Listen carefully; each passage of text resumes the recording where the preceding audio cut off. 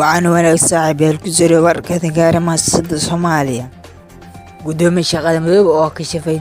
mas'uuliyiin ka tirsan dowladda Soomaaliya oo fududeysay weerarada al-shabaab ka geystay Muqdisho. Ra'iisul Wasaare Xamse Cabdi Barre oo aamir ah dul dhigay wasiirkiisa wasiirada isla markaana kaga digay wasiirkii ka soo bixi waayay inuu xilkiisa ku doono madaxweyne Xasan Maxamuud codsi xasaasi ah u diray dhigiisa dalka xogta Dooxa oo ballanqaad u sameeyay dowladda Soomaaliya. Cabdiraxmaan Maxamed Shukuur Warsame oo ka digay in halis ay ku soo wajahda Soomaaliya iyo maxkamadeynta ciyaar weerarada oo ka wada gobolka Banaadir. qodobadaas qodobo kale aan ku faahfaahin doono awoodda laga helo aynu ku bilowno gudoomiye golaha shacabka baarlamaanka Soomaaliya mudane shaqada madoobe ayaa ka qaadan in jiraan shakhsiyaad ka tirsan dowladda isla markaana xafiisyada ugu muhiimsan ka shaqeeya